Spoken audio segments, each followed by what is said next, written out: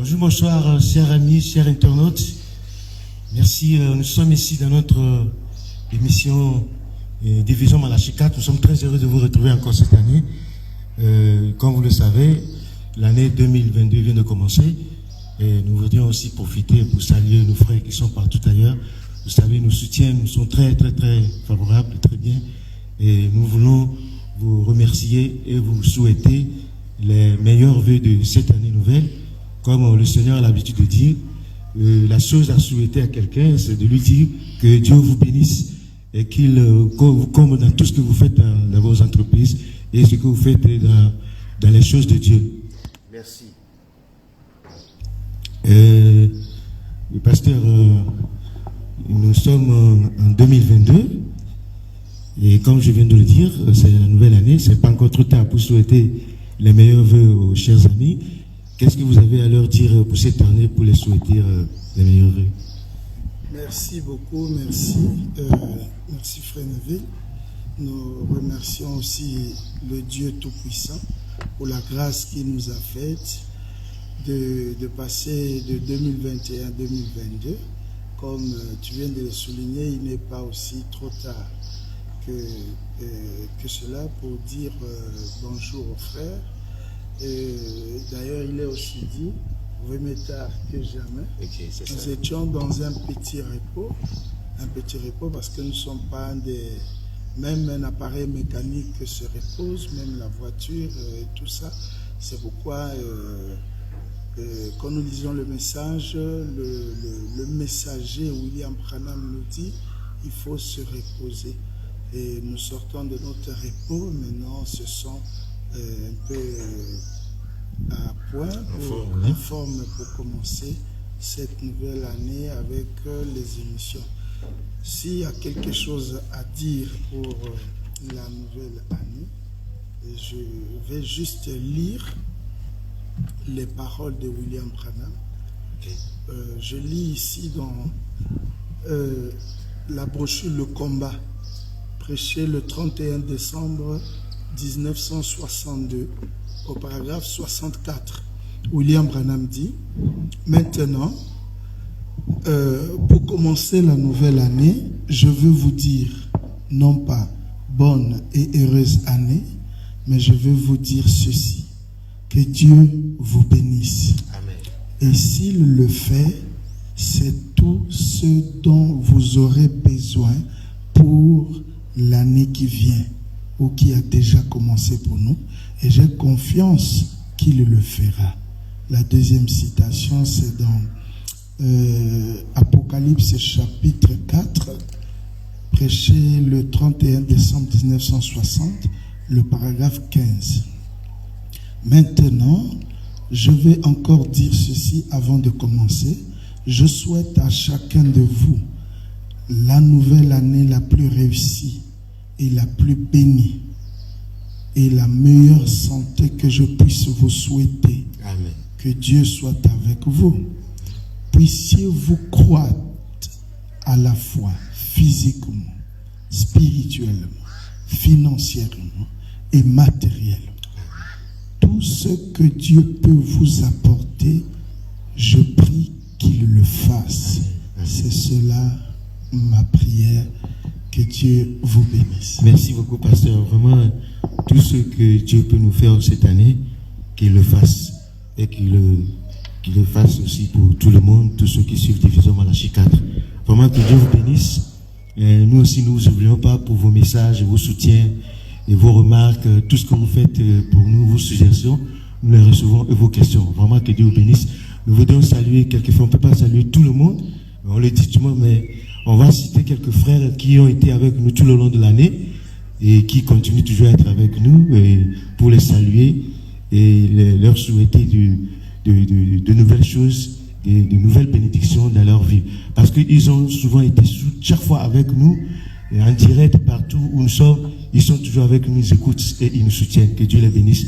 Nous voulons saluer la sœur Solange en Algérie, le frère Frédéric en RDC, le pasteur Eline Gosso en RDC, le frère Djarambaye du Tchad, la sœur Ruth Debout au Togo et surtout toute sa famille, le frère Grasse de la Russie, le frère Boiseau de la Côte d'Ivoire, et aussi le frère Benoît Konan, le frère Farel du Gabon, le frère Jean-Pierre du Gabon, le frère Pascal, le frère Serge, tous deux du Rwanda, la sœur Tatiana et les enfants en France, sœur Jenna aux USA, le frère Ducamel en Haïti, le frère James en France, le frère Mars en France, lui il a été avec nous l'année passée ici, que Dieu le bénisse, le frère Daniel en Suisse, le frère Samou au Malawi, le frère Grace au Maroc, le frère Théo au Canada, le frère Doudou Mpoutou en Afrique du Sud et surtout la sœur Dutricia, le frère Désir Pami en Belgique, 100% Branham en France, le frère Junior de Lumumbati. Donc pour ne citer que ceux-là, je sais que vous êtes tellement nombreux, les enfants de Dieu qui sont partout, vraiment que Dieu vous bénisse. Pasteur, je reviens à vous. Nous sommes dans cette nouvelle année 2022. Quel est le message que vous voulez faire passer ce matin à nos frères et sœurs? Merci.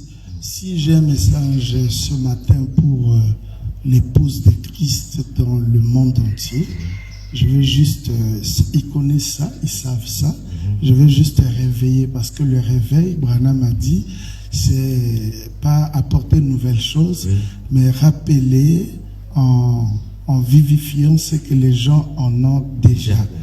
Donc je vais parler sur la gestion du temps. La gestion du temps. La gestion du temps, ça veut dire savoir compter ses jours. Ah, d'accord. Donc comme David avait dit, enseigne-moi à marcher, enseigne-moi à compter mes jours. C'est comme si tu le savais, c'est ça mon verset. Ah bon? David avait dit ça, merci pasteur. C'est ça le verset. Je vais le lire. Oui. Ils sont plutôt oubliés aussi à connecter les versets tels que dans le Nouveau Testament, là où l'apôtre Paul dit, et rachetez le temps car les jours sont mauvais. Lorsqu'il dit les jours sont mauvais, il veut parler de l'accomplissement des prophéties. Telles que pour nous, nous savons que le tableau de Sodome et Gomorrhe, Genèse 18 est déjà accompli. Ça a été déjà mis de côté. Les 3 anges, donc ça veut dire Elohim accompagné de 2 anges. Cette histoire est déjà finie. En fait, nous sommes juste en train d'informer les gens, leur donner le plus grand flash d'information de l'histoire qui est sur cette terre. Il y a eu Dieu qui est descendu, nous a visités, il a vécu avec nous, il était à la pêche, il était à la chasse et il était au milieu de nous. Il a même travaillé dans nos entreprises, mais nous ne l'avons pas su. Comme il l'avait déjà dit en aval, dans le Dieu tout-puissant dévoilé devant nous, il dit qu'il a laissé tous les habits royaux, il est descendu bas, il dit mais il y aura une chose, c'est que je serai parmi mon peuple, j'agirai comme un bûcheron, mais ils ne me reconnaîtront pas. Donc il a été ici, il a fini, il est parti. Nous sommes en train de dire aux gens, faites attention, on a déjà clôturé. Et lorsque Genèse 18 est clôturé, la seule chose qui reste, c'est la bombe atomique. C'est le feu. C'est comme Pierre avait dit. Entre-temps, je lis mon verset. Allez-y, pasteur. C'est très intéressant. C'est dans le psaume 90, au verset 12, la Bible dit, enseigne-moi à bien compter. Non, enseigne-nous à bien compter nos jours, afin que nous appliquions notre cœur à la sagesse. Voilà. Donc ici, le problème, c'est au sujet de la gestion du temps. Et c'est David qui disait, Seigneur, enseigne-nous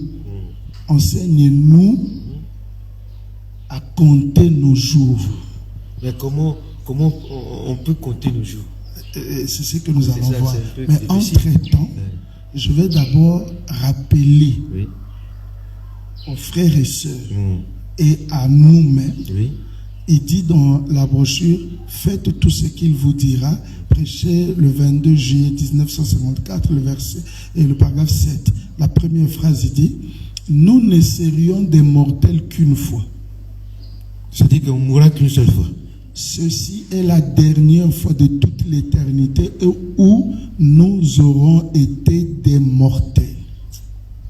Ceci est peut-être la dernière soirée où nous aurons été des mortels. Il se peut que demain nous soyons des immortels. Donc ça veut dire que tu peux mourir. Faisons donc ce que nous pouvons pour être des mortels pendant que nous sommes des mortels et que nous pouvons les aider. Travaillons pendant que ceci est appelé jour, car la nuit vient où personne ne peut travailler. Et la nuit, Branham a dit, quand vous mourrez, vous passez dans la chambre noire. Oui. C'est le développement du cliché. Dieu n'oublie pas ses enfants. Regardez. Il dit encore dans... Bon, je ne vais pas trop lire là. Il dit ça dans... Il jura par lui-même du 12-12-1954. Il dit, ses mains ne seront mortelles qu'une seule fois. Donc il faut les battre. Ses lèvres ne seront mortelles qu'une seule fois. Et vous, mon frère et ma soeur, vous ne serez des mortels qu'une seule fois. Et il a dit, il dit en bas, donc, si une fois vous traversez de l'autre côté, vous cessez d'être mortel. Et comme nous sommes mortels une seule fois, oui. Il dit, souvenez-vous, vous ne serez mortels qu'une seule fois. Et cette seule fois est la seule fois où vous serez mortels. Et ceci peut être la fois où vous devrez prendre votre décision. Soit vous allez monter vers Dieu, soit vous allez rester là où vous êtes. Il vous faut peut-être prendre votre décision ce soir. Si c'est le cas, je vous prie de vous débarrasser de tout. Souvenez-vous, peu m'importe ce que c'est, qu'il s'agisse de l'emploi, qu'il s'agisse de la famille, qu'il s'agisse des bien-aimés, qu'il s'agisse des associés, qu'il s'agisse de vos partenaires, quoi que ce soit, débarrassez-vous de tout. Celui qui met la main à la charrue et qui se tourne même pour regarder en arrière n'est pas digne de labourer ses examens. Et vous, tu sais que, je vais parler de quoi?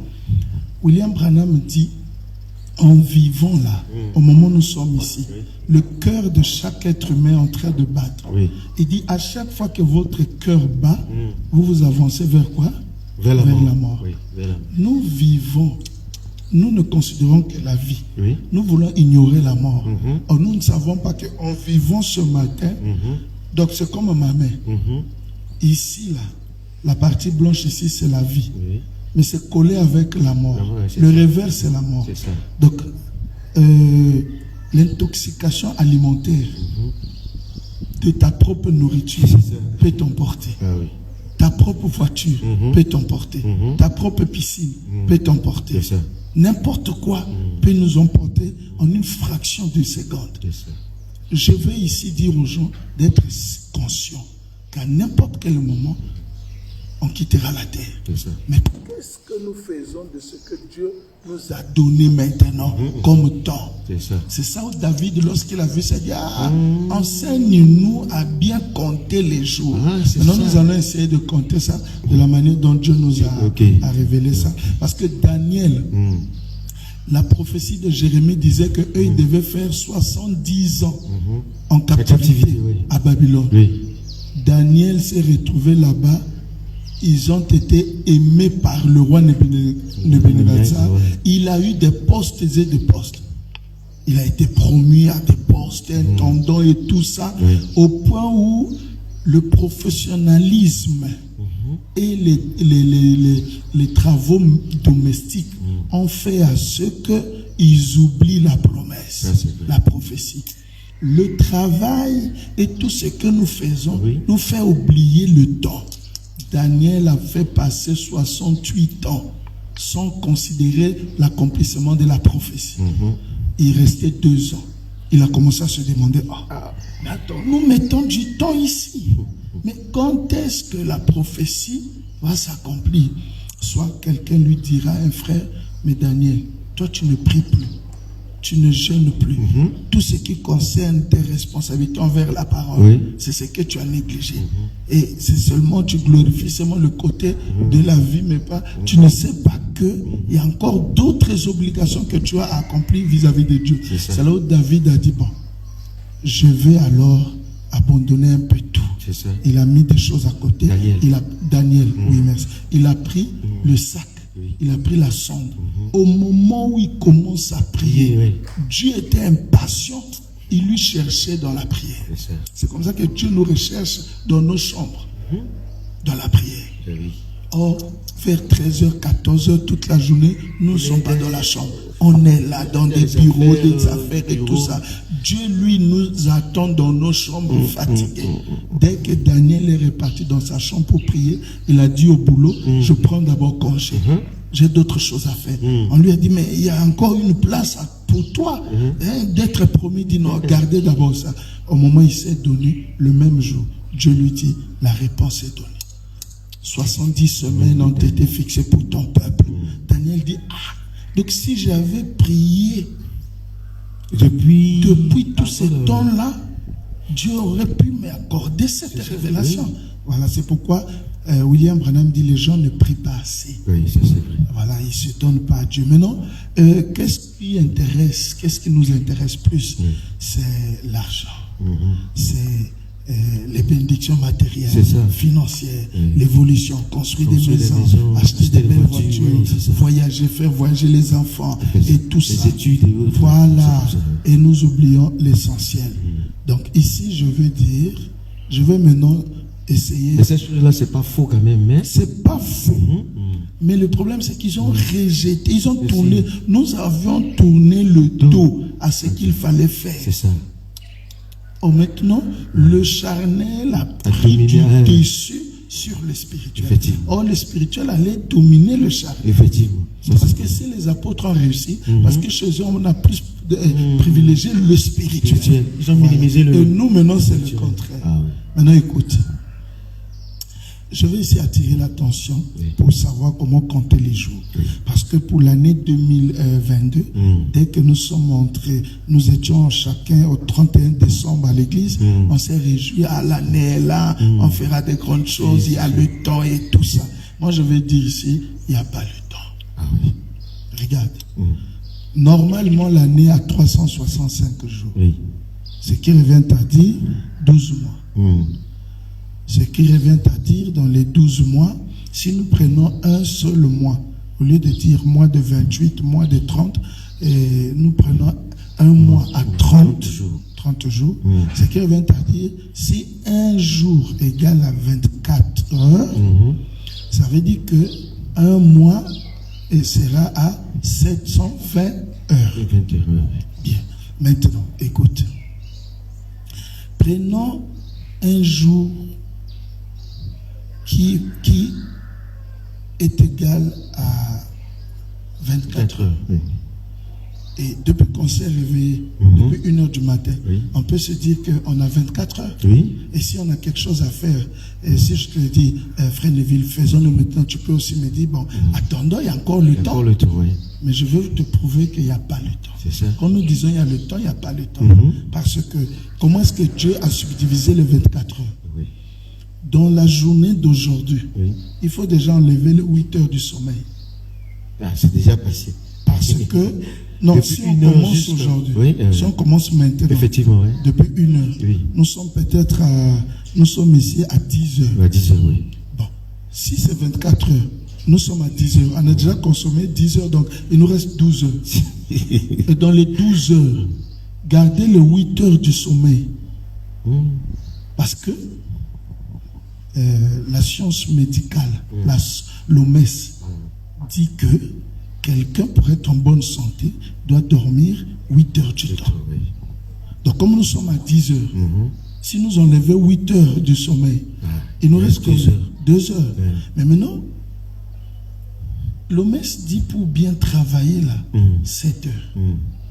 Donc sur les 24 heures, si on prend 8 heures du temps pour le sommeil, il nous restera comme 16 heures. Dans les 16 heures, si on enlève 7 heures pour le boulot, il nous reste 9. Et si on respecte bien 7 heures pour le boulot, parce que d'autres travaillent même 10 heures. Plus que ça. Mais maintenant, si on enlève seulement 7 heures, il nous reste 9 heures. Donc, au lieu de dire, à partir de maintenant, ne dites plus, j'ai 24 heures par jour. J'ai 9 heures.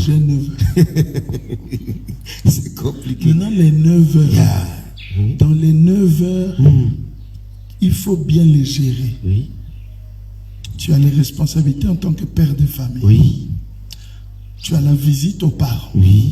Tu as la communication au téléphone pendant au moins 1 heure avec ton patron. Parfois, il y a des choses que nous faisons ici, ce qu'on appelle le vol du temps. Le diable nous vole le temps. Les amis nous volent du temps. Bon, dans les 9 heures, tu dois rester avec ta femme, causer avec les enfants, rendre visite aux bien-aimés, dans la communion fraternelle. Tu dois lire la brochure, tu dois prier, tu dois gêner, tu dois aussi aller dans la rue témoigner. Selon ce qu'on a dit, aller par tout le monde. Bon, les 9 heures là, est-ce que nous les gérons bien? Non. Quelqu'un peut être assis au même endroit, 5 heures du temps passé. Non, il finit ça. Il fait rien. Oui, il fait rien, ça c'est vrai. Donc maintenant, ne regardons plus 24 heures par jour. Regardons 9 heures. Et si nous avons 9 heures par jour, il y a des gens qui travaillent, au lieu de 7 heures, on lui fait travailler de 7 heures à 14 heures. Oui. Aussi, il travaille de 7 heures à 14 heures sur les 24 heures. Si on enlève 14, il lui restera combien? Il lui restera au moins 10 heures. Maintenant, bon, Et il est 8 heures de sommeil. si on enlève 8 heures du sommeil, Il lui reste 2 heures. il lui reste 2 heures. Bon. Maintenant, C'est pas facile. si nous prenons l'année comme s'il s'agissait par mois 24 heures, les 12 mois, ça nous donnera 8640 heures. Donc 2022 égale à 8640 heures. Maintenant, on va enlever les heures du sommeil, on enlève les heures du boulot, ce qui revient à 12 mois égale à 3240 heures. C'est ça que nous avons comme heure. Heures que Dieu a mis à notre disposition. Pendant toute une année. Pendant toute une année. Tu n'as que 3240 heures. Or, là, nous sommes vers la fin du mois de février. Oui. Donc, il y a ceux-là qui n'ont même pas encore commencé avec tout ce qu'ils ont promis à Dieu. Ils ont déjà perdu combien d'heures? Parce que un jour égale à 9 heures, d'après nos études. Un mois, 30 jours, un mois donc égal à 270 heures. Si on prend 270 heures fois 2, c'est les 2 mois janvier, février qu'il a déjà perçu. Il n'a encore rien fait. Oui.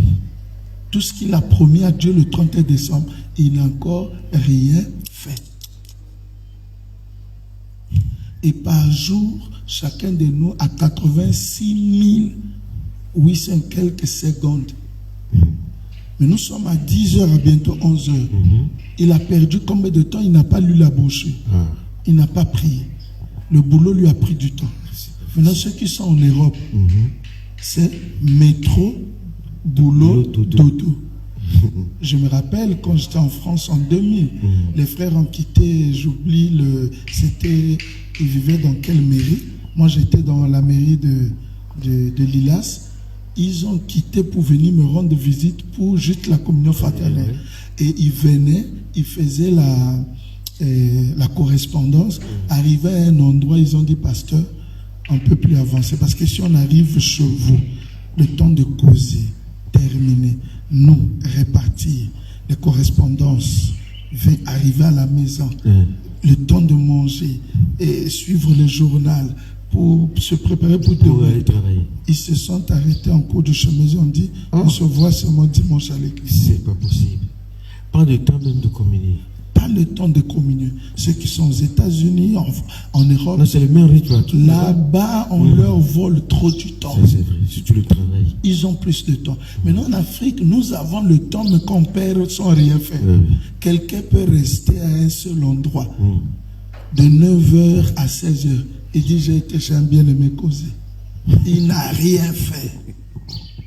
Or, selon l'union, dans la brochure L'union invisible de l'épouse de Christ, le Seigneur dit, comme l'épouse, la femme naturelle, l'Église a des responsabilités. Et elle a une responsabilité envers la prière. 2, une responsabilité envers Christ. Il doit aller témoigner Christ. Il a des obligations, la dîme, le choix du pasteur, prier, tout ça.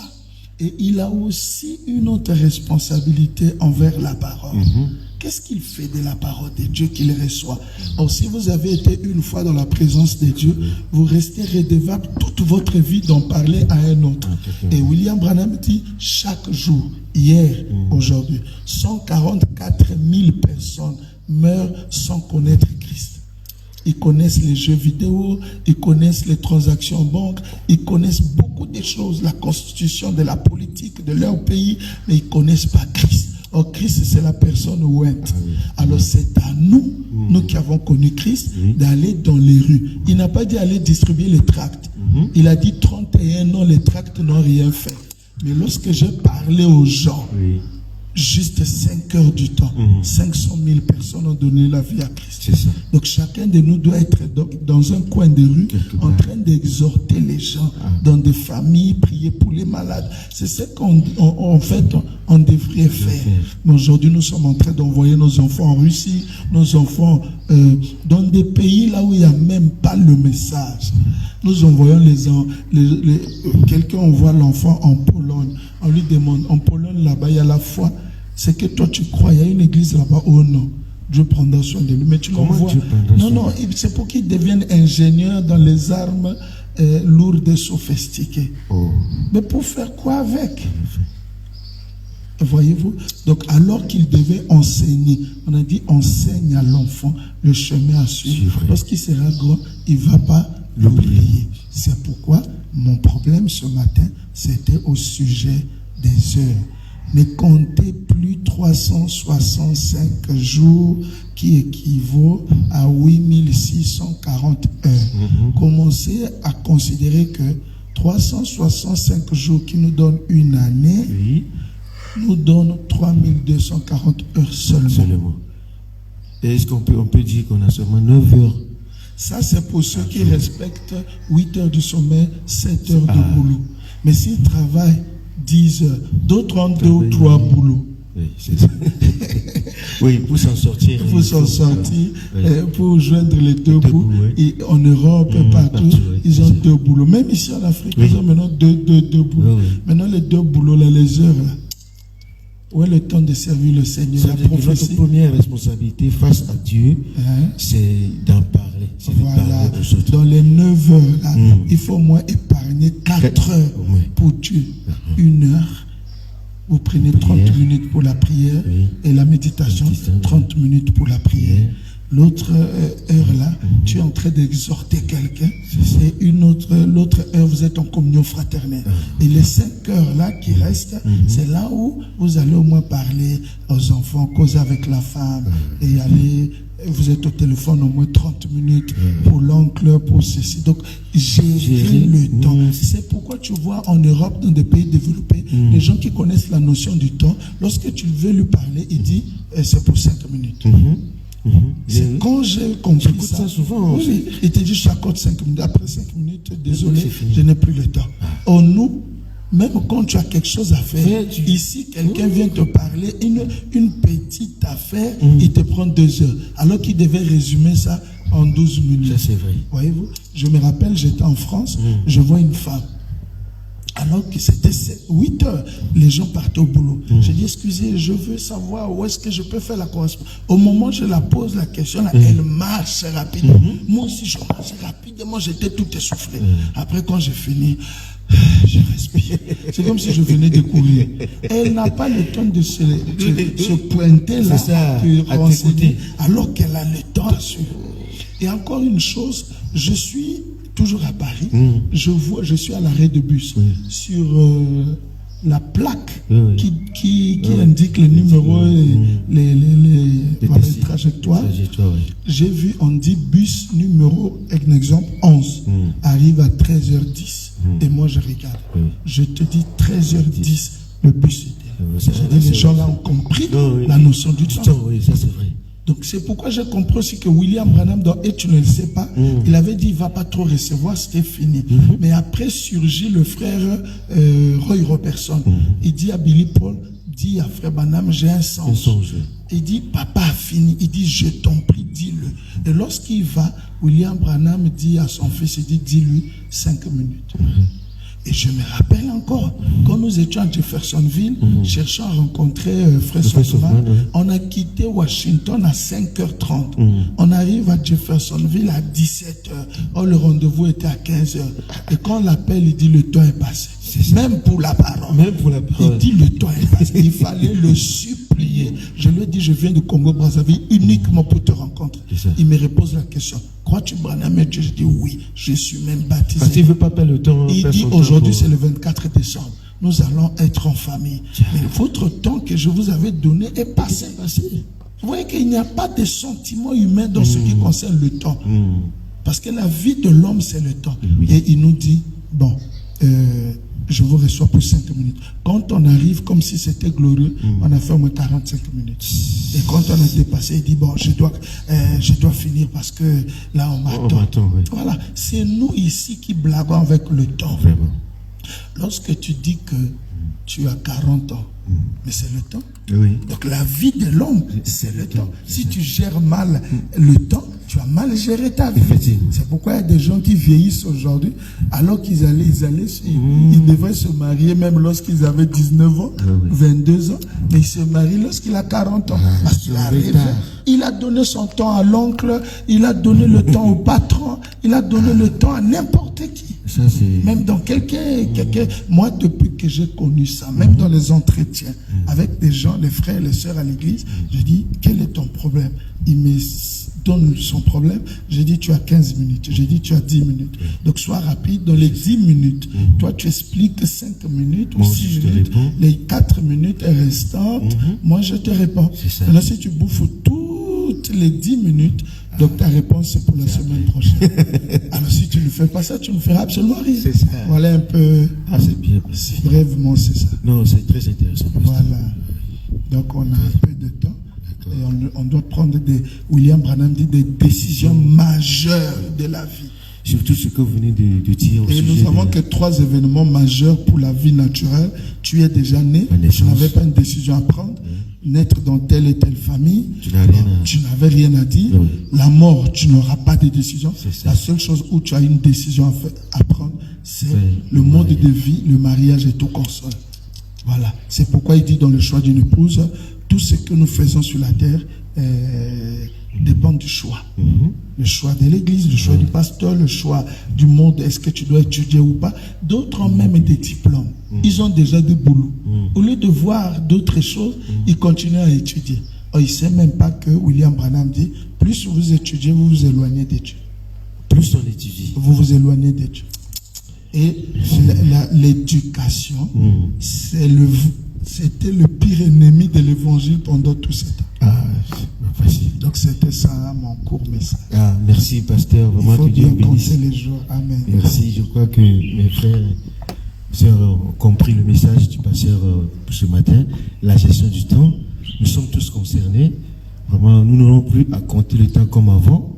Nous allons nous résumer surtout à ce que le pasteur a dit pour faire les choses justes et s'arrêter bien. Parce que nous avons aussi à évangéliser tout ce que nous écoutons de la parole. Oui, pasteur. Parce que si tu ne respectes pas tes 8 heures du sommeil, tu vas faire l'AVC. Ah, ça aussi.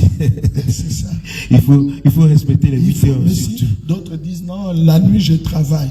Ah ben la maladie te guette. Mais il faut rattraper ça quand tu finis de travailler. Donc tu dors aussi la journée. Oui. Voilà, il faut dormir suffisamment pour récupérer. C'est la base de la santé. Merci beaucoup. Vraiment. Et le Branham a dit la nuit est faite pour dormir. Mais pour ceux qui travaillent vraiment malheureusement. S'ils travaillent la nuit, donc ils dorment la journée. Ils dorment la journée. Voilà. Les bien-aimés viennent. Tu dis bien-aimé, excusez-moi, je suis désolé, je travaille la nuit. Je dors. Puis au réveil, je vous rappelle. Oh non, je vais blesser les frères. Non. Faut être quand même franc. Écoutez, il y a une chose qui arrête les gens, c'est de dire, ils comprendront mal, ils risqueront de voir, ils parleront, ils diront. C'est ça qui arrête les gens. Okay. Si tu comprends ce qu'on vient de dire, tu serais sérieux. Et Branham dit, il faut agir en conséquence. Merci. Que Dieu vous bénisse. Amen. Vraiment, c'est ça le résumé. Gérons bien nos temps, comme le pasteur l'a dit, et n'oubliez pas aussi de témoigner parce que c'est la seule chose qui nous reste. Le temps est fini, bientôt nous allons quitter. Donc tout ce que le Seigneur, je crois que le pasteur le dit souvent quand il prêche, Dieu ne nous demandera pas vous avez quel diplôme, vous avez fait quel travail, mais le nombre d'âmes que nous avons gagnées pour Christ. C'est ça qui est très important. Merci, que Dieu bénisse. Pour les frères qui nous ont posé des questions, le pasteur a déjà préparé les réponses. Donc je crois que la prochaine fois, nous aurons à répondre à ces questions-là. Merci, que Dieu vous bénisse et à la prochaine.